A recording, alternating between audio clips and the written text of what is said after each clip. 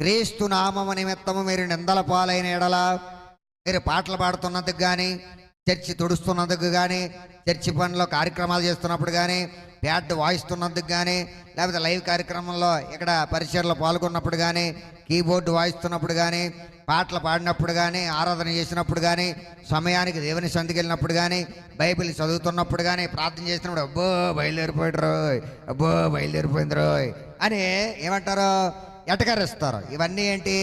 సర్వసాధారణం. పని ఏంటో దేవుని పని చేస్తున్నాకు నాకు నింద వచ్చింది కాబట్టి నేను ఆనందంతో సంతోషిస్తా అని ఎగిరి గంతేయాలి. ఎందుకంటే అది దీవెనకరం అంట. ఆ మాట ఏంటమ్మా? ఎవరైతే దేవుని పనులు చేస్తున్నారో, ఎవరైతే దేవుని సేవ కార్యక్రమాల్లో ముందుకు కొనసాగుతున్నారో అలాంటి వారు కనుక ఒకవేళ ఈ లోకము ద్వారా కానీ, మనుషుల ద్వారా కానీ, సంఘ సభ్యుల ద్వారా కానీ నిందలు పడితే వెంటనే అవి ధన్యకరముగా మారిపోతాయంట, నువ్వు సైలెంట్గా ఉన్నప్పుడు. హల్లెలూయా.